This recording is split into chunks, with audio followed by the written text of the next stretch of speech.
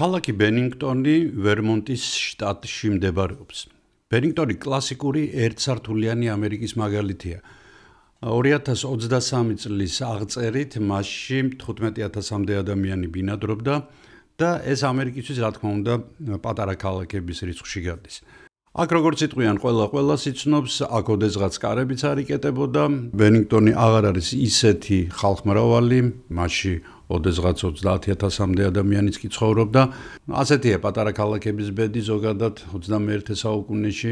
ახალგაზრდობა ტოვებს პატარა ქალაქებს, მიდიან დიდ ქალაქებში სასწავლებლად, შემდეგ იქვე ეწყობიან სამუშაოდ და მართალია ბენინგტონი ჯერ ქალაქმოჩვენებად არ გადაქცეულა და მას პრინციპში არ ელოდება ასეთი ბედი, იმიტომ რომ იგი უფრო ესეთ პენსიონერებისთვის და წყნარი შვიდი ცხოვრებისთვის არის განკუთვნილი და რაც თავარია ბენინგტონის შემოსაზღვრული არის ულამაზესი ბუნებით. ძალიან ლამაზი ტყეებია, ძალიან ლამაზი მთებია და თითქოს აქ არაფერი ხდება, თითქოს დრო გაჩერებულია და მართლაც იდეალური დასასვენებელი ადგილია. დიახ, იდეალური დასასვენებელი ადგილია და იდეალური ქალაქია ბენინგტონი და პლანეტისთვის ერთი ჩვეულებრივი არაფრით გამორჩეული დასახლებული პუნქტია, რომ არა მისი შემაძრწუნებელი საიდუმლო. მისი სახელი კარგადაა ცნობილი ყველასთვის, ვინც ინტერესდება იდუმალი გაუჩინარებებით და მისტიკური ადგილებით. იმიტომ რომ აქ ბენინგტონში ადამიანები უგზო-უკლოდ ქრებოდნენ და მათ დღემდე უიმედოდ ელიან. გამარჯობა და პირველ რიგში მე ძალიან დიდი მადლობა მინდა გადაგიხადოთ გამოხმაურებისთვის იმ ჩემს გამოკითხვაზე, სადაც კითხვა დავსი გრძელი ვიდეოები გირჩევნიათ თუ მოკლედ ხო და ძალიან ბევრმა დაწერა რომ ურჩევნიათ 60+ ვიდეოებიც კი, ანუ ისინი რომლებიც საკმაოდ რთული გასაკეთებელია, მაგრამ უფრო კარგად, უფრო დაწვრილებით გადმოსცემენ იმ ამბავს, რომლის შესახებაც მე გიყვებით ხოლმე. ძალიან ხშირად 15-20 წუთში, ნახევარ საათში, 40 წუთშიც კი ვერ ეტევა ზოგიერთი ამბავი ისეთი საინტერესოა. ზოგან კი მე როგორც იცით და როგორც წინა ვიდეო და დღევანდელი ვიდეოც, ზოგიერთ ვიდეოებში მე რამდენიმე ისტორიას ერთად ვაერთიანებ, რა თქმა უნდა, თემატურად. და ასევე მე ვიღებ ყველა იმ კრიტიკას, რომელიც დაიწერა, მაგალითად ის რომ მე თინუსის მაგივრად, ქართულად თინუსია, ნამდვილად მე ძალიან დიდი მადლობა მინდა გადაუხადო ჩემს მაყურებელს, რომელმაც მიმითითა რომ ზოოლოგმა კი უნდა იცოდეო რომ ტუნას ქართულად თინუსი ქვია, დიახ, მართლაც თინუსი ქვია, დიდი მადლობა, მაგრამ როდესაც ამ ხელა მასალას ამზადებ ხოლმე ზოგჯერ რაღაცები გაგეპარება, ზოოლოგსაც კი ზოოლოგიური ტერმინები, ასე რომ მაპატიეთ. არის რა თქმა უნდა სხვადასხვა შემოთავაზებები იქნება ამაზე გააკეთოთ, იქნება რა თქმა უნდა მეგობრებო, მე ვეცდები რომ ყველა თქვენი სურვილი გავითვალისწინო, მაგრამ როგორც იმ მულტფილმშია, ძალიან საყვარელ ჩემთვის საყვარელ ქართულ მულტფილმში მარტო მუშაობდა, აბა როგორ იქნება, რა ვიცი, თუ ჯანმრთელობა შემიწყობს ხელს, თუ დრო შემიწყობს ხელს, მე აუცილებლად ვეცდები რომ ყველა ის თემა, რომელიც თქვენ გაინტერესებთ, რომელსაც თქვენ თავაზობთ რომ გავაკეთო, აუცილებლად გავაკეთებ. რა თქმა უნდა, მე მინდა ძალიან დიდი მადლობა გადაუხადო ყველა იმ ადამიანს, რომელიც წერს კომენტარებს, იწონებს ჩემს ვიდეოებს, სხვა შორის წინა ვიდეოს არც თუ ისე ბევრი მოწონება აქვს და იქნებ გამოვასწოროთ. ნახვებიც მაინც და მაინც ისეთი არა აქვს, როგორცაც ველოდებოდი, მაგრამ არ აუშავს. გამოსწორდება ესეც და რა თქმა უნდა, იმ ადამიანებს პირველ რიგში, რომლებიც არიან ჩემი გამომწერები, ფასიანი გამომწერები, ასეთი ბევრი არ არის, მაგრამ არიან და იმ ადამიანებს, რომლებიც ფინანსურად ეხმარებიან ჩემს არხს და ასევე მათ, ვინც მე საჩუქრებს მიგზავნიან და ერთ-ერთმა ჩემმა მაყურებელმა, რომელიც მე ბედნიერება მქონდა, რომ იგი პირადად გამეცნო, ჰამბურგში ჩამოვიდა და 2 უგემრიელესი უნიკალური ირლანდიური ვისკი ჩავამიტანა, ძალიან დიდი მადლობა ზურა ამისთვის. და ახლა კი ამ გრძელი შესავლის მერე გავაგრძელოთ ჩვენი თემა, დღევანდელი ჩვენი ვიდეო საკმაოდ გრძელი იქნება, ამიტომ თქვენ იცით რა უნდა გააკეთოთ. მოემზადეთ და წავედით.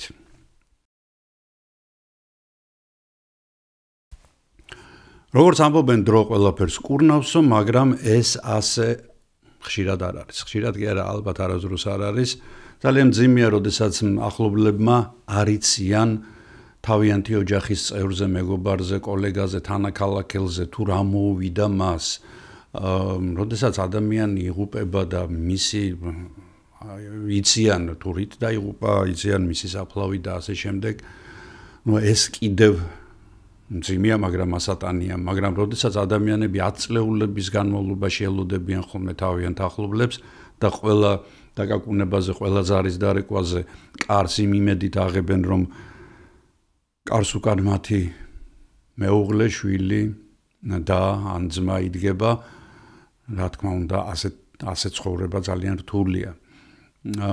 ყველას აქვს იმედი, რომ 10 წლეულების შემდეგ მათი ახლობელი სახლში თავდახრილი შემოვა და მოყვება თუ რატომ არ ჩანდა იგი ამდენი ხნის განმავლობაში და პატიებას ითხოვს და ცხოვრება კვლავ ისე გაგრძელდება როგორც იყო. მაგრამ ასეთი იმედი ხშირად იმ ადამიანთან ერთად კვდება, ვისაც ეს იმედი აცოცხლებს და ასულგმულებს. დღევანდელ გრძელ თხრობას მე დავიწყებ ეგრეთ წოდებული ბენინგტონის სამკუთხედით. ბერმუდის სამკუთხედი აქ არაფერ შუაშია, უბრალოდ აქაც მსგავსი ამოუხსნელი და იდუმალებით მოცული, თქვენ ამაში დარწმუნდებით, გაუჩინარებები ხდებოდა. როგორც გითხარით, ბენინგტონს გარს არტყამს ძალიან ხშირი გაუვალი ტყეები და საშუალო სიმაღლის მთები, მათ შორის ყველაზე მაღალი გახლავთ სახელად გლასტონბერი. ვერმონტში მცხოვრები ძირძველი ადგილობრივი მოსახლეობა, ეს გახლავთ აბენაკების ინდიელთა ტომი, აი მათთვის ეს მთა, ანუ გლასტონბერის მთა, გახლავთ წმინდა ადგილი და უფრო წმინდა კი არა, ეს საკრალური ადგილი, სადაც სულები ცხოვრობენ. ეს სულები ბოროტებიც არიან და კარგებიც არიან, იმის მიხედვით თუ როგორ იქცევა ადამიანი და ტაბუირებულია მასზე ასვლა, რა თქმა უნდა, ინდიელების მხრიდან. მხოლოდ მის ძირში ასაფლავებენ ტომის შამანებს. ასევე ამბობენ, რომ ამ საფლავებთან ძალიან ხშირად რაღაც აუხსნელი მოვლენები ჩნდება ხოლმე.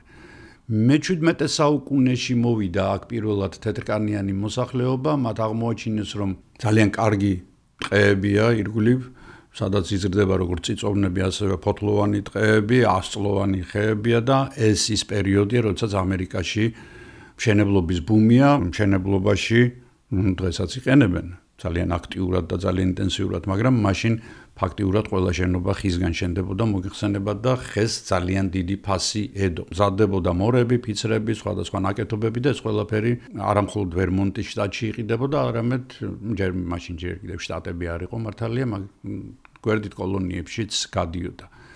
ბენინგტონში სხვა შორის ქაღალდის ქარხანაც ააშენეს, სადაც ეს მერქნის ნარჩენებიდან საკმაოდ მაღალი ხარისხის ქაღალდი მზადდებოდა.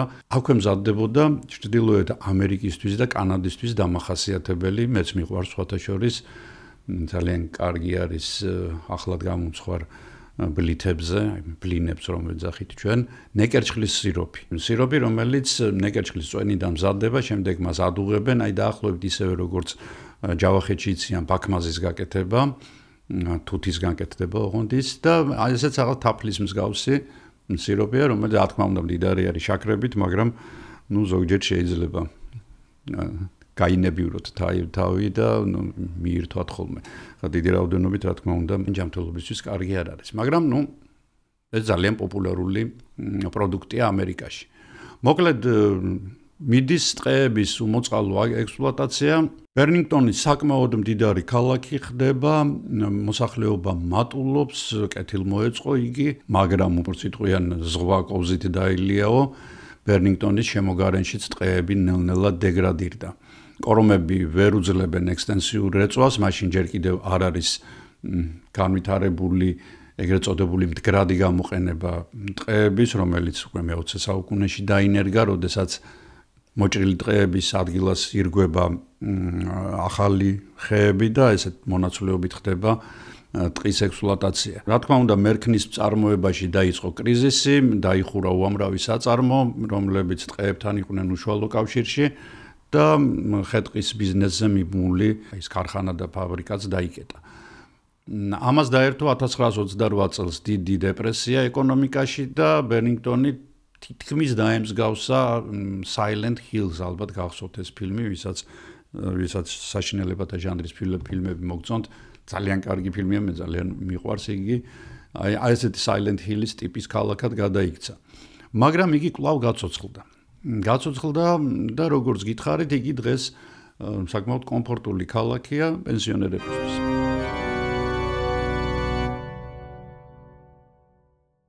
$1945 წლის 12 ნოემბერია. მეორე მსოფლიო ომი ახალი დამთავრებულია და ხალხიც თავისუფლად სუნთქავს.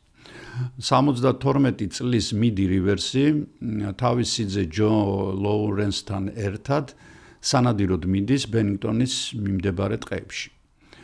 ისინი მიდიან Long Trail Road-ისკენ, ეს გახლავთ ესეთი გრძელი, როგორც თვითონ სახელი მიუნიშნებს, გრძელი სამოგზაურო ბილიკი, რომელიც გარშემორტყმული არის ჯერ კიდევ ხელუხლებელი ტყეებით, რომელშიც ძალიან ბევრია ნადირი. ეს ძალიან პოპულარული ადგილი არის ბერნინგტონელებისთვის, აქ პიკნიკებსაც მართავენ ისინი, მაგრამ ძირითადად როგორც სანადირო სავარგულები ისე გამოიყენება. აქეთ საკმაოდ კეთილმოწყობილი ორი ბილიკი მიდის. სიძესიმამრი გზაგასაყართან მიდიან, მათ კიდევ ორი მეგობარი ყავთ, მე დამოვიწყდა მე თქვა, ისინი 3 კილომეტრის მოშორებით არიან და მათ ელოდებიან. მიდის სიძეს ეუბნება, რომ მე 2 კილომეტრს გავივლიო, ნახავ თუ რამე მოვინადირე თუ არა და მალევე უკან დავბრუნდები, ჩვენ აქ შევხვდეთ ერთმანეთს და თუ ვერ შევხვდით ერთმანეთს, წავიდეთ იქ, სადაც ჩვენი მეგობრები არიან. მიდის ბერნინგტონის ტყე, თავის 5 თითივით იცის, ამიტომ ჯო მშვიდად მიდის თავის გზაზე. გადის 1 საათი, ჯო ბრუნდება გზაგასაყართან, ელოდება მიდის, მაგრამ მიდი არ ჩანს და იფიქრებს, რომ კარგი, ან წასულია ის უკვე მივიდა მეგობრებთან, ან დაბრუნდება და მოვა. გადის რამ 1 საათი, 2 საათი, 3 საათი, მიდი არსად არ აჩანს. ატყდება პანიკა. მეგობრები წავლენ ნაწილი წავა პოლიციაში ბერნინგტონის და განაცხადებენ, რომ მიდი რივერსი დაიკარგა. მიდიმ როგორც უკვე გითხარით, ძალიან კარგად იცოდა ეს ტყე, იგი გამოცდილი მონადირეც იყო, მასთან თბილი ტანსაცმელი აქვს, წყალი აქვს, საკვები აქვს, ტყვია წამალი, თოფი, თან იცის ტყეში ცხოვრების და გადარჩენის ყველანაირი წესი და მეთოდები და ტყეში გადარჩენის კურსებსაც კი ატარებდა, ამიტომ დიდი შიში ეხა მეგობრებს არ აქვთ, რომ რაღაცა დაემართება. ამიტომ ყველას იმედი აქვს, რომ მას ყოველ შემთხვევაში მეორე დღეს მაინც იპოვნიან, იმიტომ რომ უკვე მზე ჩადის, როგორც გითხარით, ნოემბერია. მაგრამ გადის ერთი დღე, მიდი არ ბრუნდება, აი უკვე პანიკა იზრდება და პოლიციას უკვე მოხალისეები ბერნინგტონელი მოსახლეობიდან წამოსული მოხალისეები უერთდებიან და დაახლოებით 200-მდე ადამიანი ტყეს შეესება, ეძებენ რივერს, უკვე ყინვები აჭერს, ხა იმდენი საკვებიც არ აქვს წაღებული, რომ რივერსმა დიდხანს გაძლოს, ვერაფერს პოულობენ. ასე გადის დღეებს კვირები მოსდევს და 2 კვირის თავზე ნაკადულის გვერდით იმ გზაზე, სადაც მიდის უნდა გაევლო, 2 გასროლილ ტყვიას პოულობენ. სულ ეს არის, რაც ამ ადამიანისგან რჩება და როგორც მაშველები და რივერსის მეგობრები ვარაუდობენ, ამ გასროლებით მან ან მტაცებლისგან დაიცვა თავი, ან უფრო მეტად ვარაუდობენ, რომ ის ისროდა, რომ ხმაზე მოსულიყო ვინმე მის გადასარჩენად. იმედგადაწურულმა ოჯახმა სხვადასხვა მიმართა ადგილობრივ ჯადოქარს, ვინმე კლერ ჯექსონს და კლერ ჯექსონმა განაცხადა, რომ მისტერ რივერსი მკვდარია, იგი ნაკადულის პირას არის, თუ გაყვებით ამ ნაკადულს იპოვით მის სხეულს და რა თქმა უნდა ადგილობრივი წინასწარმეტყველის თუ ექსტრასენსის სიტყვები არ გამართლდა, მას შემდეგ მიდი აღარავის უნახავს. მხოლოდ 6 თვის შემდეგ იპოვა ერთ-ერთმა ტურისტმა ცისფერი ფერის ცხვირსახოცი, რომელიც მიდის ეკუთვნოდა და ეს იყო სულ რაც ამ ადამიანისგან დარჩა.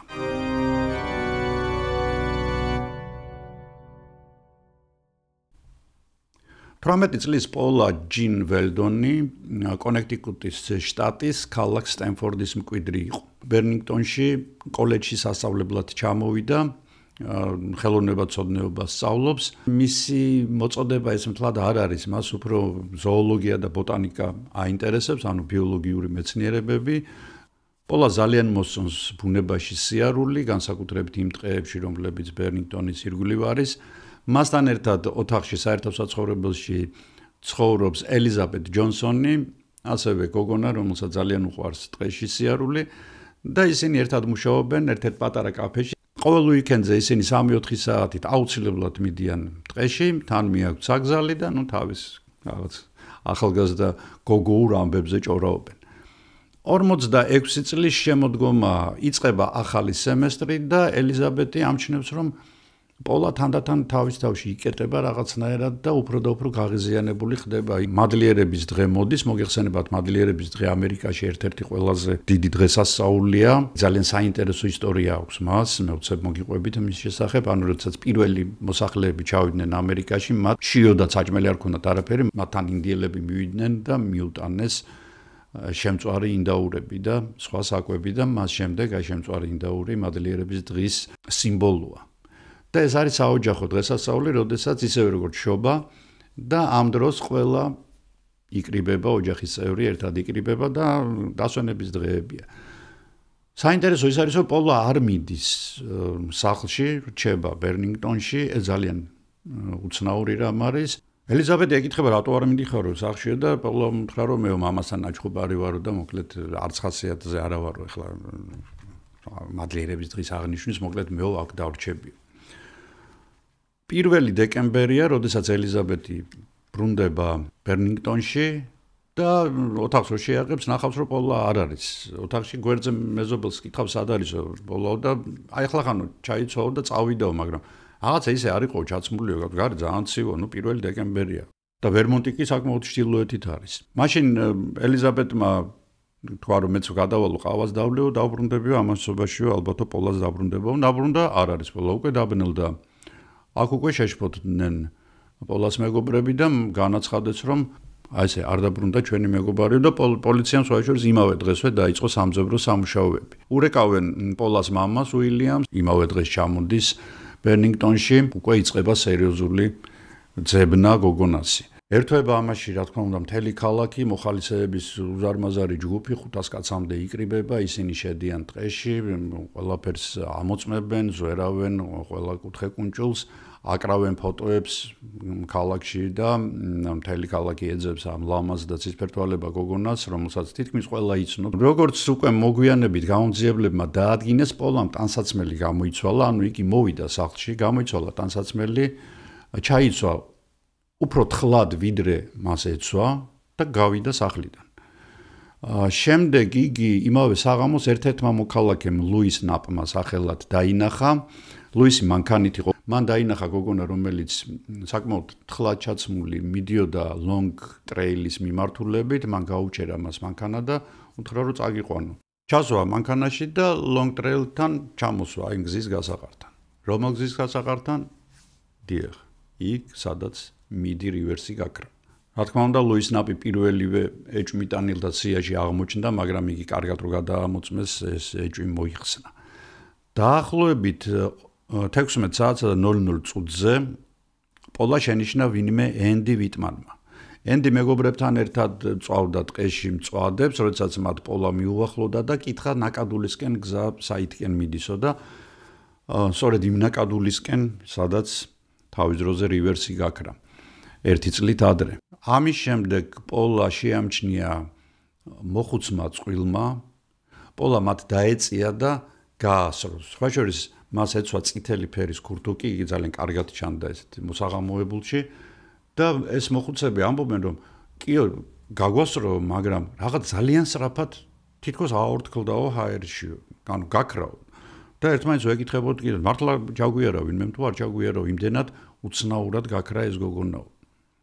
მოკლედ გადის დღეები, მკვეთრად აცივდა, უკვე თოვლიც მოვიდა, თუ კი რამე კვალი არსებობდა, რა თქმა უნდა, წაიშალა.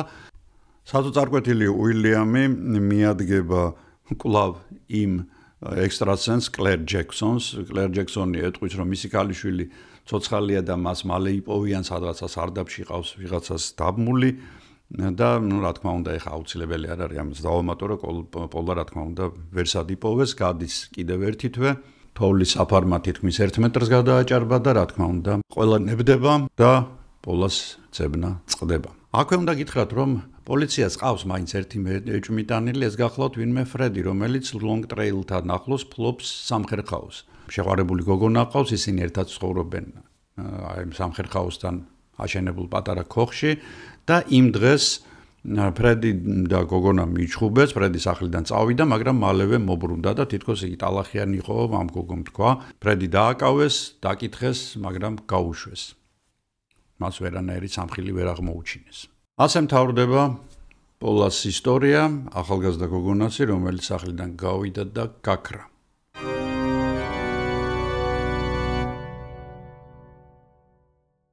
სამოცი წლის პოლკოვნიკი ჯეიმს ტედფორდი მეორე მსოფლიო ომის დამთავრების შემდეგ ევროპიდან ბრუნდება თავის 30 წლით უფრო ახალგაზრდა და ძალიან ლამაზ მეუღლესთან, რომელიც მას სამწუხაროდ აღარ ელოდება. ჯეიმსი დაადგენს, რომ ქალი სხვასთან ღალატობს, რა თქმა უნდა მოხდება კონფლიქტი, ჯეიმსის ცოლი ქრება.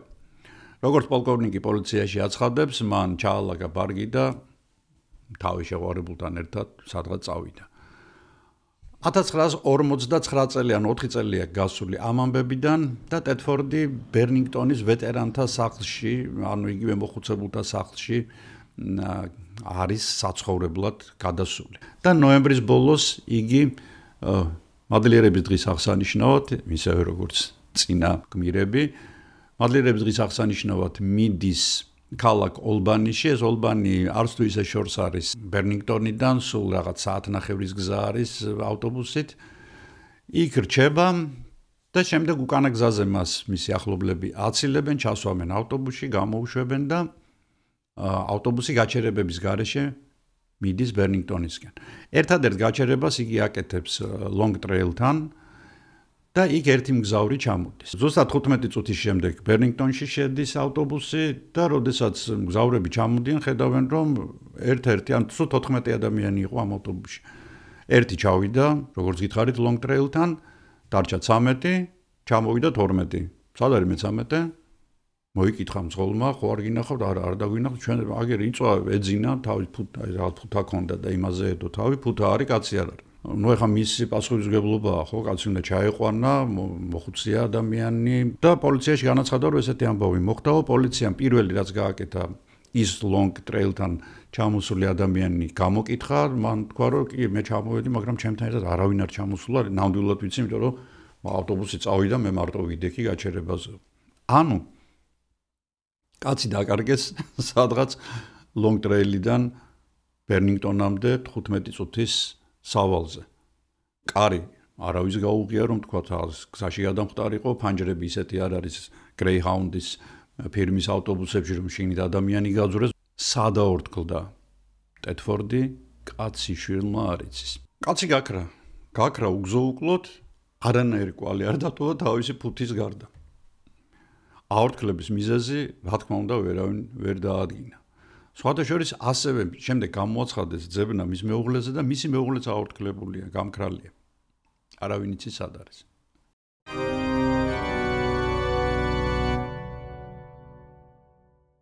ამ ამბებიდან გადის 10 თვე. 1959 წლის 26 ოქტომბერია და long trail-ის ბილიკზე 8 წლის პოლ ჯექსონი და დედამისი მარგარეტი ფერმისკენ მიდიან. რათა გოჭებს საკვები დაუყარონ, საკმაოდ ცივა, დედამ პოლს მანქანაში დარჩენა უბრძანა, მარგარეტმა თავი რომ დაეზღვია მანქანა მაინც ჩაკეტა და რატომ მერე გეტყვით. გადავიდა, გოჭებს საკვები დაუყარა, უკან მობრუნდა და ამ ჩაკეტილ მანქანაში ხედავს არავინ არ არის. მისი 8 წლის შვილი გამქრალია. პირველი რასაც აკეთებს იქვე დაირბენს და დაათვალიერებს, შემდეგ ფერმაში შებრუნდება, ტელეფონის საშუალებით დარეკავს პოლიციაში და გამოიძახებს პოლიციას. 1 საათში შერიფი ჯონ მალოუნი თავის თანაშემწესთან ერთად და პლუს კიდევ რამდენიმე პოლიციელთან ერთად იწყებს ძებნით ოპერაციას. მაინც გონიათ რომ იქვე სადღაც იპოვიან მას, მაგრამ აღმოჩნდება რომ არც ბიჭის ნაკვალევი ჩანს არსად, ტალახია, როგორც გითხარით, ცრიდა კიდეც და მანქანიდან მხოლოდ მარგარეტის ნაკვალევია და ბიჭის ნაკვალევი არ ჩანს. რაღაცა მაინც ხომ უნდა დარჩენილიყო, არა. ხა დღეს რომ მეცხოვრა პოლს, სხვათა შორის მას აუტიზმის დიაგნოზს დაუსვამდნენ, იმიტომ რომ როგორც აღწერენ, იგი იყო ჰიპერაქტიული, ვერ აკავებდნენ, სხვა შორის 5 წლის ასაკში იგი გაიპარა ერთხელ სახლიდან და 40 კილომეტრის მოშორებით იპოვეს 2 დღის შემდეგ, წარმოგიდგენიათ 5 წლის ბავშვმა 40 კილომეტრი გაიარა. ანუ ძალიან თავისებური ბავშვია, მაგრამ ეს მაინც არ ხსნის იმ ფაქტს, დაკეტილი მანქანიდან უგზო-უკლოდ როგორ ქრება იგი. ყველაფერი ეს გლასტონბერის მთის ძირში ხდება და მოგიხსენებათ, რომ ეს მთა ინდიელებისთვის საკრალურია და ისინი ამბობენ, რომ აქ ავისულები ცხოვრობენ, მაგრამ ამას თავი დავანებოთ. ლონგ-ტრეილის ბურუსში კვლავ ერთი ადამიანი იკარგება, უჩინარდება უგზო-უკლოდ და მას ვეღარ პოულობენ. როგორც ერთი ჟურნალისტი წერს, გლასტონბერის მთა და მისი მიდამოები ულამაზესია, მაგრამ ამ სილამაზის უკან რაღაც დიდი და ბნელი იმალება, რომელმაც ბავშვი წაიყვანა. ეს მთა არასდროს გაჩერდება და როგორც ხვდებით, არც გაჩერებულა. პოლის გაუჩინარებიდან 2 კვირის თავზე 28 ოქტომბერს დღის 3 საათზე 53 წლის ფრიდა ლენგერი და მისი ბიძაშვილი ჰერბერტ ელსნერი ბერნინგტონიდან 10 კილომეტრის მოშორებით მდებარე სომერსეტის წყალსაცავის ნაპირებზე სასეირნოდ გავიდნენ. მათ თოფებიც აქვთ წაღებული, რომ რაღაც თუ შეხვდათ მოინადირონ, ტყეებში საკმაოდ ბევრია ნადირი. ფრიდას ქმარი მაქსი სახლში რჩება, იმიტომ რომ მას მუხლი აქვს დაზიანებული და 1 კილომეტრიც არ აქვს გავლილი ნათესავებს, რომ ფრიდას ფეხი დაუწდება და ნაკადულში ჩავარდება. მთლიანად დასველდება და რა თქმა უნდა, ეხა ოქტომბრის მიწურულს, ჩრდილოეთის განედებზე, სველი სიარული, ზაფხულში არ არის, მაგრამ მაინც ასიამოვნო და შემოდგომაზე რა იქნება. ფრიდა იტყვის, რომ მეო წავალო სახლში, აგერ არის მაინც 800-900 მეტრია სახლამდე, უცებ გამოვიცვლი და დაბრუნდები. ოკეი, ჰერბერტი და ჩამოჯდება ქვაზე და ელოდება ფრიდას. გადის ნახევარი საათი, 1 საათი, საათნახევარი და უკვე ჰერბერტი მიხვდა, რომ რაღაც ისე ვერ არის საქმე. ადგა და წავიდა სახლისკენ. სახლში მივიდა და მაქსეუბნება, არა, არ მოსულა ფრიდა. როგორ არ მოსულა, კაცო? აი, ერთი საათნახევრის წინ უნდა მოსულიყო. ნუ არ მოსულა, რა არ მოსულა. წავიდნენ და დაუწყეს ძებნა, ანუ ის 800 მეტრი თავიდან გაიარეს 2-ჯერ 3-ჯერ არსად არ არის. და დარეკეს პოლიციაში. პოლიცია უკვე მიჩვეულია, რომ ამ ადგილებში რაღაცა საშინელება ხდება, ამიტომ მოდის ეგრევე, არ ელოდებიან, რომ გადის, ხო იცით, რომ კანონი არსებობს, რომ ადამიანი რო იკარგება, რაღაცა პერიოდი უნდა გავიდეს, რომ შემდეგ ძებნა გამოცხადდეს ოფიციალურად. არ ელოდებიან, ჩამოდიან პირდაპირ პოლიციელები, შერიფი, თავისი რაზმით და იწყებენ ძებნას. და რა თქმა უნდა, უკვე ხვდებით, რომ ფრიდას ვერ პოულობენ. სხვა შორის მოიყვანენ ძაღლს. ეს ძაღლი არის Little Queen-ი, ასე ქვია მას, პატარა დედოფალი, რომელიც ძალიან გამოცდილი ძაღლია, ანუ ძალიან კარგად იღებს კვალს და იგი კვალს იღებს ნაკადულიდან, მიდის ფრიდას სახლამდე და იქ ჩერდება. 2-ჯერ 3-ჯერ გაიმეორებს ერთი და იგივეს. ზოგადად ასე ხდება ხოლმე, როდესაც რაღაც კვლელობა ხდება ოჯახში მით უმეტეს. ყოველთვის პირველი ეჭვმიტანილი არის ხოლმე ოჯახის წევრი. და რა თქმა უნდა, მაგაზე მიიტანენ, გადააბრუნებენ იქაურობას, არ არის არსად ვერ პოულობენ. სხვა შორის ინდიელები ამბობენ, რომ ამ ადგილებში ცხოვრობენო ვიჯაკებიო.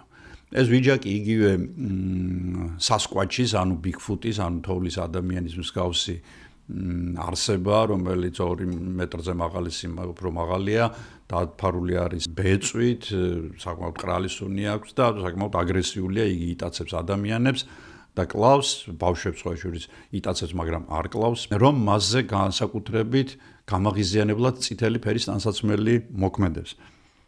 მე დამავიწყდა, მე თქვა, რომ 4-ვე დაკარგულს ტანთ წითელი ფერის ტანსაცმელი ეცვა. გადის ნახევარი წელი თითქმის და 1951 წლის 12 მაისს ჯეიმს რენტონი სათევზაოდ მიდის სომერსეტის წყალსაცავზე. იგი ლერწამში, აი ლაქაშში შენიშნავს, რომ რაღაცა ჭრელი დევს, დააკვირდება და შარფია, ძალიან ლამაზი შარფია, დაკაჩავს ამ შარფს, არ მოდის შარფი. და გადაიხედავს და გული გაუსკდება, ხედავს რომ ქალი წევს უკვე მოგეხსენებათ, ეხლა რა მდგომარეობაშიც იქნება და განაცხადებს პოლიციაში. პოლიცია მოვა და დაადგენს, რომ ეს ფრიდა როგორ უნდა მოხვედრილიყო ის აქ სახლისთვის გვერდი აევლო და შემდეგ 7 კილომეტრი სველი ტანსაცმლით ევლო სომერსეტის წყალსატევამდე და სადღაც იქ ლაქაშებში, ლერწამში მომკვდარიყო. ექსპერტიზამ დაადგინა, რომ იგი დაიხრჩო და ესეც არ ჯდება ლოგიკაში. ანუ ისე ვიმეორებს, სველ ტანსაცმელს სრულ ჭკუაზე მყოფი, აბსოლუტურად საღაზრზე მყოფი ადამიანი 7 კილომეტრი მიდის სველი ტანსაცმლით, თავს იხრჩობს. შემდეგ დამხმარალი ამოდის და სადღაც ნაპირზე წვება, შარფმოხვეული კისერზე.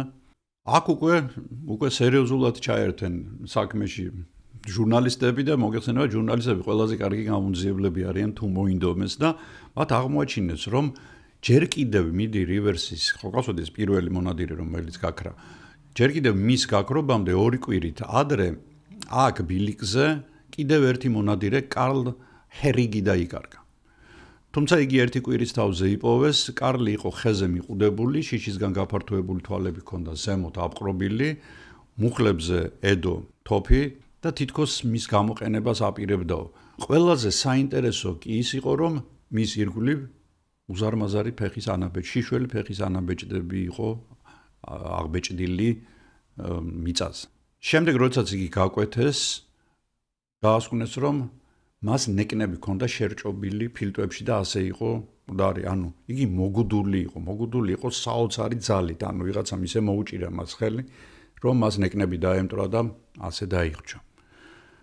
ვიღაც ჟურნალისტმა, კიდევ სხვა ჟურნალისტმა საგაზეთო არქივებში იპოვა 1763 წელს ადგილობრივ გაზეთში გამოქვეყნებული, წარმოგიდგენიათ, 3 საუკუნით ადრე. ადგილობრივ გაზეთში გამოქვეყნებული პატარა ცნობა, რომ ნიუ-ჰემპშირის გუბერნატორი გლასტონბერის მთის მიდამოებში სეირნობისას შეხვდა შავი ფერის რამდენიმე ცოცხალ არსებას, რომლებიც ძალიან მაღლები იყვნენ და გამყინავად ყიოდნენ და პირველი რაც გუბერნატორმა და მისმა დაცვამ გააკეთა, ისროლეს იმ მიმართულებით, ცოცხალი ორგანიზმები გაქრნენ თითქოს და ამავე წუთას გუბერნატორმა დაინახა მთის წვერზე მანათობელი ბურთები. ეს გახლდათ ფრინავი თებშების შესახებ ისტორიულად დადასტურებული პირველი ცნობა. ეს ძალიან საინტერესო მომენტია ზუსტად გლასტონბერის მთაზე. და რა თქმა უნდა გუბერნატორი არ ყვება ამას, მხოლოდ ამას მისი დაცვის წევრებიც ადასტურებენ და რა თქმა უნდა ამ ყველაფრის შემდეგ, როდესაც ეს უძველესი ისტორია გახმოვანდა, ძალიან ბევრი ადამიანი გამოჩნდა, რომელიც ამტკიცებდა, რომ ისინი გლასტონბერის მთაზე ძალიან ხშირად ხედავდნენ მანათობელ ბურთებს. ეს ამის შემდეგ გაუჩინარებების სერია შეწყდა. თანდათან დაიწყებას მიეცა გლასტონბერის ურჩხული და ის ბოროტი უცხოპლანეტელები, რა თქმა უნდა, და ბენინგტონი თანდათან დაუბრუნდა მშვიდ და კომფორტულ ცხოვრებას.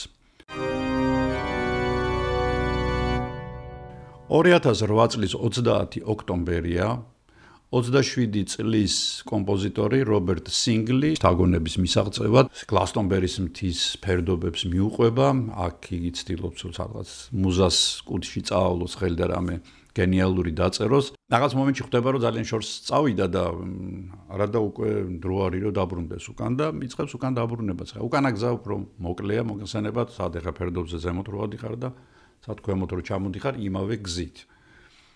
მანქანასთან უნდა მივიდეს, მანქანა მას ეგულება 200-300 მეტრში უკვე, მაგრამ ხედავს, რომ მანქანა კი არა, საერთოდ სხვაგან არის.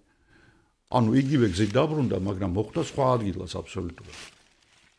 იწყებს ტრიალს ამ ადგილას და ასე გადის კარგა ხანი, მაშინ არ იყო მაინც და მაინც 2008 წელია ეს GPS-ები ჩაშენებული ტელეფონებში, მაგრამ ფანდრიანი ნოკიები ალბათ არსებობდა კი, მაგრამ ის ფარანრიც უჯდება. მოკლედ იგი გადაწყვეტს, რომ თბილად აცვია და გადაწყვეტს, რომ ბოლო-ბოლო უკვე დაბნელდა კიდევ უფრო რო არ დავიკარგო, დავისვენებო და შეამჩნევს, რომ უზარმაზარი გიგანტური ნეკერჩხალი დგას იმის ფესვებში. ჩაჯდება, ფოთლებს მიიყრის, თბილად დაჯდება და ცოტა რო შეცივდება, მერე დაიწყებს ფიჩხის მოგროვებას. ან ბნელად ვერაფერს ვერ ხედავს, მაგრამ ფიჩხებს აგროვებს ხელით ხო, მაშინ მოაგროვებს პატარა პირამიდასავით გააკეთებს და გაკრავს ასანს, გაკრავს და შეხედავს, რომ ეს ფიჩხი კი არ არის, ძვლებია. ძვლები ეხა ადამიანისა თუ ცხოველის კაცმა არ იცის, ამოვარდება შიშისგან და გაიქცევა იმ ადგილიდან. გაიქცევა და გვერდზე ხეს შეაფარებს თავს. იქ უკვე დაანთებს პატარა კოცონს, უკვე ნამდვილი ფიჩხისგან და დილით გაეღვიძება, შეხედავს რომ იქაც ფიჩხია და არანაირი ძვლები არ არის. ისე ვიწყებს სიარულს და ხედავს რომ ვერ გადის ამ ადგილიდან. ვერ გადის ამ ადგილიდან, პანიკა იპყრობს, რა თქმა უნდა და ამ დროს უკვე მოსაღამოებულია, გამოჩნდება ჰაერში ვერტფრენი და გადაარჩენენ. აღმოჩნდება რომ მისი შეყვარებული გოგონა, რომელიც სასტუმროში დატოვა, მან ატეხა პანიკა და თქვა რომ ესე კაცი წავიდა და აღარ დაბრუნებულაო და აღმოჩნდება რომ რობერტი თავისი მანქანიდან, რომელიც 200 მეტრში ეგულებოდა, 17 კილომეტრზეა მოცილებული და გლასტონბერის მთის წარმოიდგინეთ მთა არის, ხო? აქ რო უნდა იყოს, აღმოჩნდა გლასტონბერის მთის მეორე აბსოლუტურად მოპირდას საპირისპირო ფერდზე. რომ არა მისი გოგონას თავგანწირვა და რომ მას არ აეტეხა დროულად პანიკა, რა თქმა უნდა, რობერტიც ბენინგტონის გაუჩინარებულთა სიაში ჩაეწერებოდა. იგი ყვებოდა, რომ ხმებიო თითქოს რაღაც ძლიერდებოდაო, აი ჭოტის და ბულს ხმები გაძლიერდაო რაღაც მომენტში, რაღაც ჭრიჭინობელების მიუხედავად იმისა, რომ უკვე სამთრის პირია და ჭრიჭინობელები არ უნდა იყოს იმათი ხმებიც, რომ ისეთნაირად მესმოდაო, აი როგორც ორკესტრი რო უკრავსო თითქოს ასეო და ახლა რა თქმა უნდა მე როგორც ყოველთვის ყველაფერს სკეპტიკურად უყურებ და არ არის გამორიცხული მას როგორც შემოქმედებით ადამიანს მას თავში რაღაც ესეთი მელოდია დაებადა არ ვიცი მე დაწერა თუ არა ამ მელოდიაზე რამე მაგრამ ყოველ შემთხვევაში საკმაოდ შეშინებული იყო და მასზე ამძიმედ იმოქმედა აი ასეთმა გამოცდილებამ საქართველოში მეგულება ასეთი ადგილები სადაც თითქოს რაღაცა ძალა მოქმედებს ჩემთვის იგი რაღაც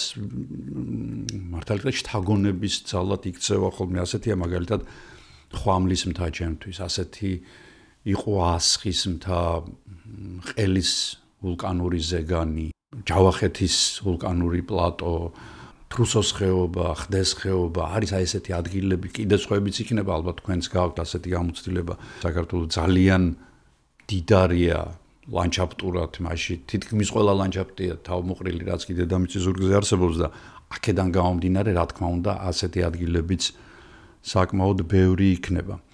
ამიტომ კომენტარებში თუ დამიწერთ ასეთი ადგილების, ასეთი გრძნობების შესახებ თქვენ გამოცდილებას, მე მადლობელი დაგრჩები და შემდეგ შეიძლება ამაზე რაღაც ცალკე ვიდეოც კი ავაწყოთ. ამ თემებზე მე მაქვს ვიდეოების სერია, თქვენ ახალი გამომწერები ვინც ხართ, განსაკუთრებით მათ ეხებათ ეს ამბავი. ჩადით ცოტა ქვემოთ, ჩაყევით ძველ ვიდეოებს, იქ ნახავთ თქვენ სხვა დაღუპული და გამკრალი ექსპედიციების შესახებ ინფორმაციებს, ჩონჩხების ტბა, თავმოჭილთა ხეობა, კოროვინას და თეატლოვის ექსპედიციები, იგივე პერსიფოსეთის იდუმალი გაქრობა ამაზონის ჯუნგლებში და ასე შემდეგ. ჩვენ კი გადავიდეთ ანგელოზების ქალაქში, როგორც მას უწოდებენ, ლოს-ანჯელესში. 2013 წელს ინტერნეტში გამოჩნდა ვიდეო, რომელმაც დღის ბოლოს მილიონობით ნახვა დააგროვა. 2013 წელი ეს გაითვალისწინეთ 12 წლის წინ ჯერ კიდევ არ არის YouTube ისეთი მასშტაბის, რომ ერთი ვიდეო ამდენ ნახვას აგროვებდეს ერთი დღის განმავლობაში. ეს დღეს არის, რომ ყავს ჩვენ მილიარდ გამომწერიანი არხები და პირველივე დადებაზე 10 და 15 მილიონი აქვს ნახვა ვიდეოს, მაგრამ მაშინ ასე არ იყო.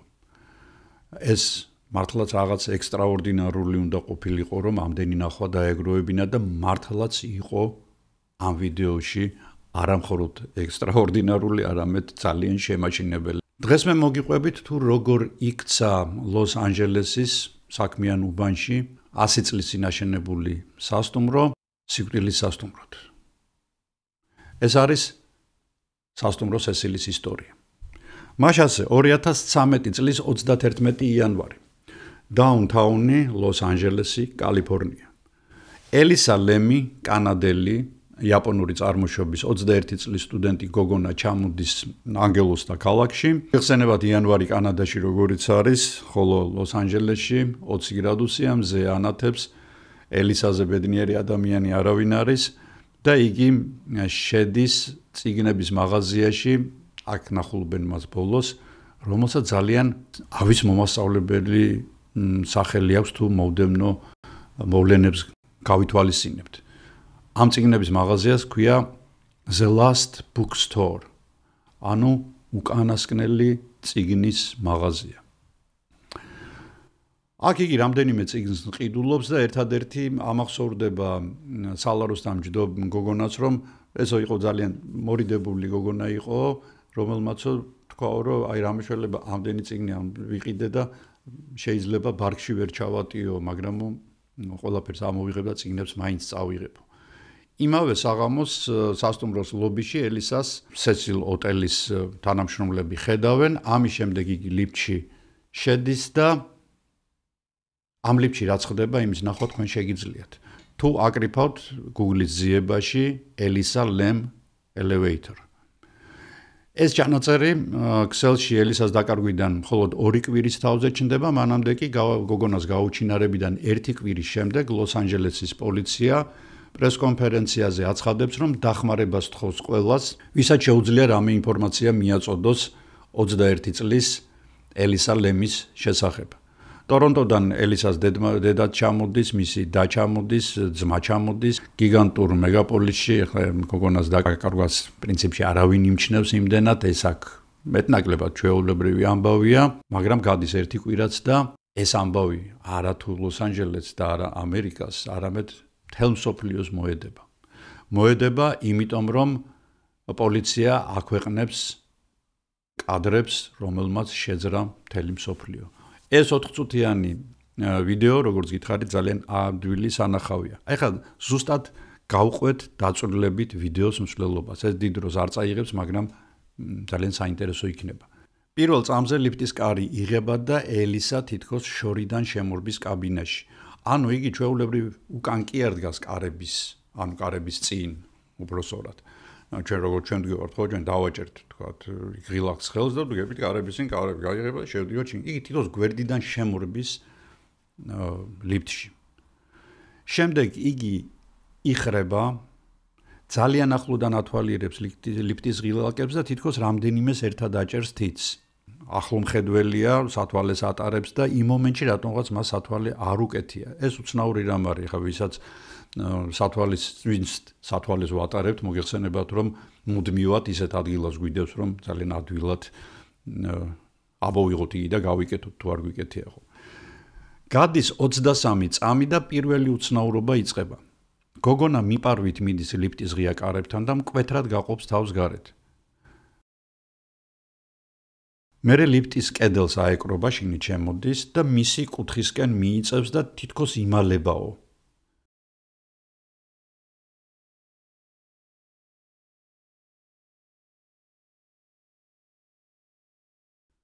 მე-40 წამზე კვლავ მკვეთრად იხედება გარეთ, შემდეგ საერთოდ გარეთ გადის და დაახლოებით 15 წამი აქეთ-იქეთ შეშინებული იყურება.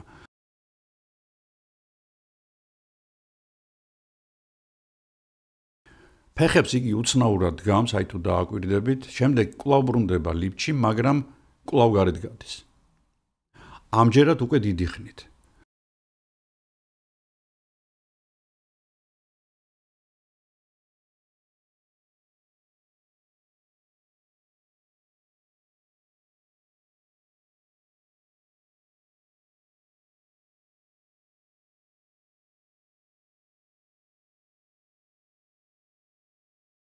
ქრონომეტრაჟის ნახევარზე ლიფტში ბრუნდება, თითქოს რაღაც საშიში დაინახავ და გამალებით იწყებს ლიფტის ღილაკებზე თითის ჭერას. ეს დაახლოებით 25 წამი გრძელდება, საკმაოდ დიდ ხანს.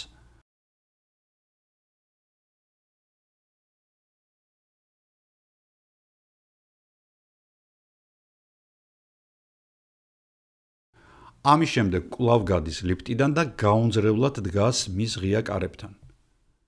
და აი წუთ 58 წამიდან ყველაზე შემაძორწუნებელი კადრები იწყება, რომელსაც მეც კი მეშინია.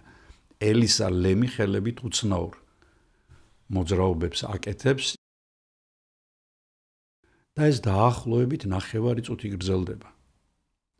2 წუთსა და მე-17 წამზე იგი თითქოს ვედრების მსგავს ჟესტს აკეთებს, აი შეხედეთ, ოდნავ ჩაიმუხლებს კიდეც 2 წუთსა და 25 წამზე იგი კადრიდან გადის, ვიდეო კიდევ 2 წუთი გრძელდება, ამ წუთების განმავლობაში ლიფტის კარი იკეტება, შემდეგ ისე ვიღება და ასე ორჯერ მეორდება. თუმცა მის მიღმა არავინაა. ვინ აღებს და კეტავს ლიფტის კარს, არავინ იცის. როგორც უკვე გითხარით, ამ 4 წუთიან ვიდეოს ათეულობით მილიონი ნახვა აქვს YouTube-ზე და ამას რა თქმა უნდა თავისი ახსნა აქვს. ასეთი კადრები საშინელებათა მხატვრული ფილმებიდანაც გზაფრავენ და ახლა წარმოიდგინეთ, რომ ჩვენს თვალწინ არის რეალური ჩანაწერი, რომელსაც რაც მეც უყურებ, მით უფრო გაშინებს. თან როცა იცი რომ უყურებ კადრებს, რომლის შემდეგაც ადამიანი სამუდამოდ უჩინარდება. თითქოს ვიღაც გაიძულებს, რომ თითეული წამი გულდასმით შეისწავლა და რეალობაზე საშინელი ხომ ვერც ერთი გამოგონილი ისტორია ვერაზროს ვერ იქნება. მაგრამ ამით ელისას ისტორია არ მთავრდება და იწყება მეორე არანაკლებ ტრაგიკული ნაწილი. კადრების გამოქვეყნებიდან ერთი კვირის თავზე სასტუმრო სტუმრები ადმინისტრაციას ატყობინებენ, რომ წყლის ჭავლი შემცირებულია და წყალსაც რაღაც უცნაური გემო დაკრავს. სხვა შორის ამერიკაში დღემდე ძალიან ბევრ ქალაქში, ნიუ-იორკში განსაკუთრებით, წყლის მომარაგება ცოტა მოძველებული სისტემებით ხდება. კერძოდ, ცათამბჯენების თავზე იდგმება უზარმაზარი რეზერვუარები, რომლებიც დღის განმავლობაში ივსება და შემდეგ იცლება. ერთ-ერთ რეზერვუარში სასტუმროს ტექნიკური თანამშრომლები გოგონას ნახევრად გახსნილ შიშველ სხეულს პოულობენ. იქვე ცურავს მისი ტანსაცმელი. როგორც უკვე მიხვდით, ეს გოგონა ელისა ლემია. სასტუმროს სახურავზე კამერები არ დგას, ამიტომ არავინ იცის, როგორ მოხდა ელისას ამ სახურავზე. მით უმეტეს, რომ სახურავზე ასასვლელი კარი არის ჩარაზული, იგი რკინისაა და მისი გასაღები მხოლოდ და მხოლოდ აქვს ტექპერსონალს. ასევე სრულიად გაუგებარია, როგორ ხვდება ელისა რეზერვუარში. ელისა უნდა ამძვრალიყო ცისტერნაზე 7 მეტრის სიმაღლეზე, უნდა აეწია უმძიმესი თავსახური, ტანზე გახდილს, უნდა ჩაეყარა ტანსაცმელი და შემდეგ თვითონაც ჩამხდარიყო. ჩავთვალოთ, რომ ელისა მოკლეს. ხა წარმოიდგინეთ, ელისა ასეა თუ ისე 21 წლის დასრული გოგონაა. კარგი, თქვათ, კარები გახსენი. 7 მეტრის სიმაღლეზე ამ ვიწრო კიბით, დაკიდებული კიბით უნდა აიტანო უბრალოდ მიცვალებული, შემდეგ გახსნა რეზერვუარი ჩააგდო მასში, ჩაყარო ტანსაცმელი, დაახურო და შეუმჩნევლად წამოხვიდე იქედან. თუ ეს თვითმკვლელობა იყო, ურთულესი გასაკეთებელი იყო, თითქმის შეუძლებელი, თუ ეს მკვლელობა იყო, ასევე ურთულესი გასაკეთებელი იყო. ასე იყო თუ ისე, ხალხი დაინტერესდა სასტუმროს წარსულით, მისი ისტორიით და ძალიან საინტერესო ფაქტები გამომზეურდა. მე ყველას ვერ ჩამოვყვები, აქ არის სია, თქვენ ხედავთ, თუ რეები მოხდა ამ სასტუმროში 100 წლის განმავლობაში და ერთს კი გეტყვით, რომ ყველაზე ცნობილი მკვლელობა აქ მოხდა 40-იანი წლების ბოლოს, მოკლეს იმ დროისთვის ცნობილი ქალბატონი ელიზაბეთ შორთი, მეტსახელად შავი ორქიდეა, მკვლელი ვერ იპოვეს და ეს მკვლელობა დღემდე ერთ-ერთი ყველაზე იდუმალებით მოცული მკვლელობაა ამერიკის კრიმინალურ ისტორიაში. ამის შემდეგ კიდე ხდება რამდენიმე მკვლელობა. 1984 წელს ანგელოზების ქალაქში მოქმედებს ღამის სტალკერად წოდებული სერიული მკვლელი, რომელიც რამდენიმე ათეულ ადამიანს მოკლავს.